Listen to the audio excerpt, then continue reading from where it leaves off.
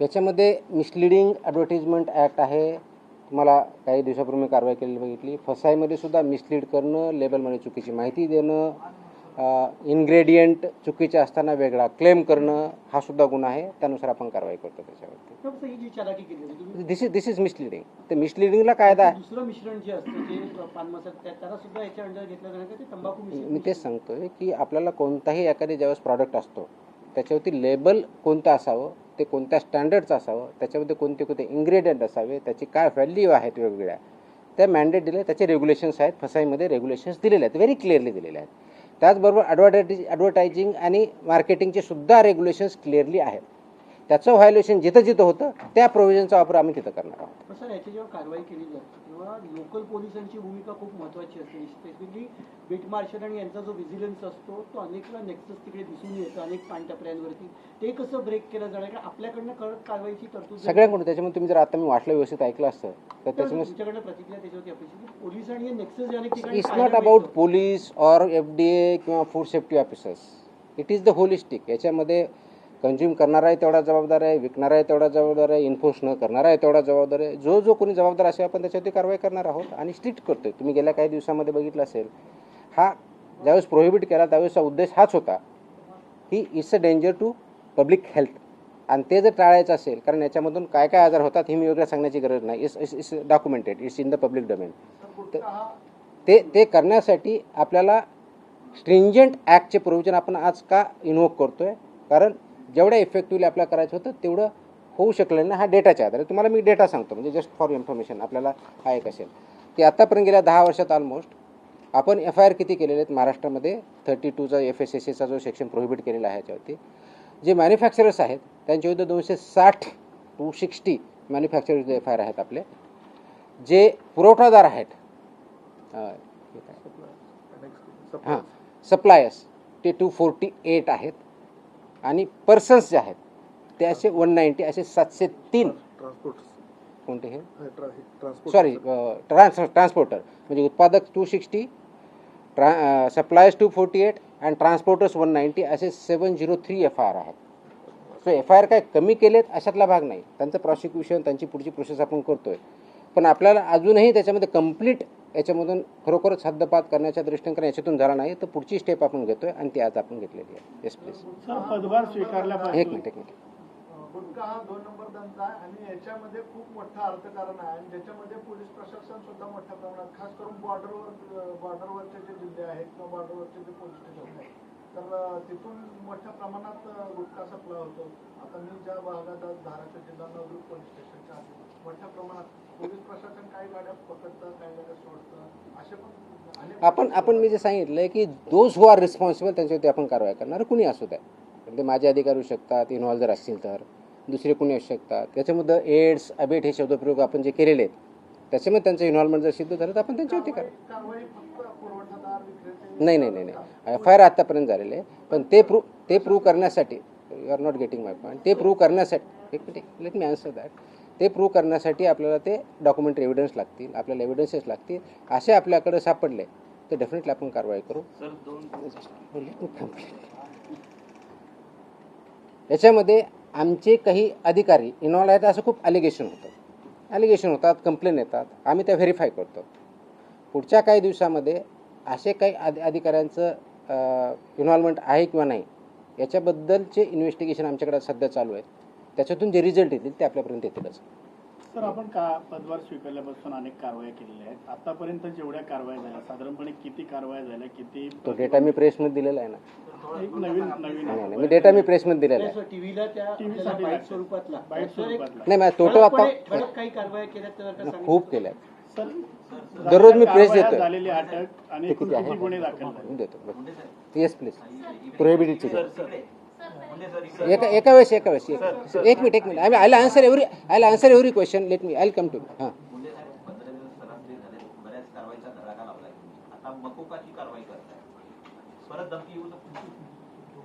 मला धमकी आलेलं कुणी सांगितलं तुम्हाला? नाही, sorry, no sorry. Please look at ती जुनी क्लिप आहे, कमीत कमी 10 वर्षापूर्वीची आहे. Look at the clip. आताची क्लिप नाही याच्यात ती. दॅट नाही मला नाही आलं. That clip if I remember correctly, मला आठवत नाही आहे, इफ आय रिमेंबर करेक्टली बहुतेक ती पुण्यातली क्लिप आहे फेनावाजीन PMPM आहे. चेकआउट तुम्ही बघा, ते क्लिप आताची नाही, मला कोणतरी पाठवली, मला मला मला कोणतरी विचारलं, मला अशी धमकी नाही आलेली. येतो मी त्यांना let us focus on this, there are so many issues, let us focus on this. Please I'll answer on this only. 2 दिवसापूर्वी संभाजीनगरमध्ये FDAच्या पथकावर दगडफेक झाली आणि अधिकाऱ्यांना स्कॉर्पिओ गाडी त्यांच्या अंगावर घालण्याचा प्रयत्न केला, त्यांच्यावर पण मकोका अंतर्गत कारवाई होणार. आता हे जे मी gutkha exactly that's what I am saying. कारण मकोका क्लॉज वापरण्यासाठी ज्या काही प्री कंडिशन्स आहेत त्या फुलफिल झाल्या डेफिनेटली करणार आम्ही. कारण त्याला एका गुन्ह्यासाठी होत नाही, it has to be more than 1 offence in last 10 years. त्यांच्यावर जर झालेला असेल तर डेफिनेटली आम्ही करू, कारण त्याचे कंडिशन फुलफिल करायला पाहिजे. अदरवाईज आमचे FSSAचे ॲक्ट, BNS ॲक्ट आम्ही ते वापरतोच आहोत. आज ती जे हल्ला झाला त्याच्यावरती इमिजिएटली स्विफ्ट कारवाई पण झाली, 7 का 8 लोक त्याच्यामध्ये अरेस्ट पण झाले immediately. I spoke on with DGP also, DGPने सुद्धा इमिजिएटली त्याच्यावरती इन्स्ट्रक्शन देऊन कारवाई केली. अँड अशा प्रकारचे हल्ले आम्ही भिणार नाही. Very clearly will protect our officers आणि those who take law in to their hands will show force of the law. ना एक मिनिट येस नाही, बाजूला तुमच्या बताऊंगा. मेरी हिंदी इतनी अच्छी है ही नहीं, जितनी भी टूटी फूटी है उसमें बात करूंगा. बोलूंगा. एक मिनिट तुम्हाला उत्तर दिलं ना मी. आपण एकदा मराठी पूर्ण करून घेऊया, मग आपण अरे थांबा ना तुम्ही, मी इथंच आहे, मी कुठे पळून नाही चाललो. estimating होईल सर. भिवंडीमध्ये जे आहे ते नकली FD अधिकाऱ्यांना अटक करण्यात आलेली आहे. त्यामुळे कशा पद्धतीने जर एखाद्या वेळी आपण ज्यावेळी धाडी टाकतो, आय कार्ड असतं ऑफिसरकडे, सिम्पल.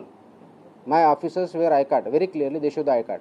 या प्रतिबंधित माल जो आहे तो बऱ्याचदा गुजरात सारख्या राज्यातून मुंबईत येतो, खास करून गुटखा असेल किंवा बऱ्याचदा भेसळयुक्त खावा देखील गुजरातवरूनच मुंबईमध्ये येतो. वाहतूक व्यवस्था करणाऱ्या अनेक लक्झरी बसेस असतात, टुरिस्ट गाड्या असतात किंवा ट्रक टेम्पो, यासाठी RTOची काही मदत वगैरे घेणार तुम्ही आता वाचताना वाटलं इन्क्लुडिंग ट्रान्सपोर्टर्स, RTOची मदत घेणार? सगळ्या एजन्सी एकत्र काम करत असतात, त्याच्यामध्ये सगळ्याच एजन्सी काम करतात. आपण याच्यामध्ये मकोका लावताना किंवा हे करताना इव्हन आताचे जे FIR होत आहेत त्याच्यामध्ये आपण फक्त विकणाऱ्याला करत नाही, त्याचा ट्रान्सपोर्टरला पार्टी करतोय, त्याचा डिस्ट्रीब्युटरला पार्टी करतोय, तुमच्या ओनरला. मी तुम्हाला लिस्ट पण दिली. तर इथून पुढचे आता आल्यापासून FIRचे हे it will be right from manufacturer to seller. आताही होत आहेत, अजून जास्त स्ट्रिंजंटली होतील. So they are responsible. कायद्यामध्येच व्हेरी क्लिअरली त्याच्यावर मेन्शन आहे, कुठेही डाऊट नाही त्याच्याबद्दल. याच्या बाहेर नका विचारू, जो आपला विषय चालला तेवढाच विचार. नाही संबंधित नाही, आजच्या विषयाशी संबंधित. तुकाराम मुंडे साहेब ज्या ज्या विभागाचा पदभार ग्रहण करतात तो विभाग नेहमी चर्चेत येतो, असं का होतं? त्याचं उत्तर तुम्ही द्या, मी कसं देणार आहे? आम्ही तो काय होतो तर यू आर बेटर. नाही I cannot answer this. Simple. कारण काय येतो, लोक चर्चा का करतात, तुम्ही जास्त का पब्लिश करतात, का कुणी काय करतं, ह्याचं उत्तर मी नाही देऊ शकत. It you have to analyse. त्याचं उत्तर मी कसं देऊ शकणार? सोशल मीडियावरती तुम्ही विचारलं प्रचंड लोकांचा पाठिंबा we are diverting. Let us not divert. No. हे जे विषय त्याच्यावरती आपण बोलू, बाकीचे विषय नाही. हां नाही, याच्या अगोदर फक्त हा डेटा हा कोण प्रोहिबिटेड ना प्रतिबंध. आता तुम्ही जो विचारला होता प्रश्न की मी 25 मे ते 11 जून या काळामध्ये प्रोहिबिटेडच्या बाबतीत म्हणजे प्रतिबंधित आयटमच्या बाबतीतला सांगतो, बाकीच्या नाही सांगत आहे, कारण हा प्रोहिबिटेडचा विषय आहे. म्हणून तपासणी केलेल्या आस्थापना म्हणजे प्रोहिबिटेडच्या बाबतीत त्या 354 आहे, 354. बाकीचे असेल ना आपल्याकडे पुढची केलेली ती पण असेल ना, तो पण मागवा ना. आणि ड्रगचे असेल तर ड्रगचं पण मागवा. त्याच्यामध्ये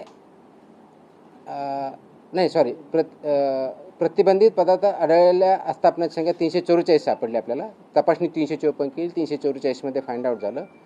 जप्त साठ्याची किंमत ह्या 344 मध्ये एक किती रुपये 3,27,24,629 rupees. 3,27,24,629 rupees. FIRs 235. Arrested people 350. seal establishment of this 344 are 274. Seized vehicles are 26 and the price of that vehicle is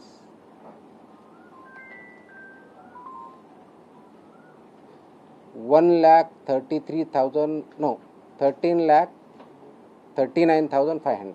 Sorry, 1,33,95,000. So this is about 25 मे ते 11 जून प्रोहिबिटेड आयटमच्या बाबतीत जी मोकोका आपण लावला त्याच्याबद्दलची माहिती आहे.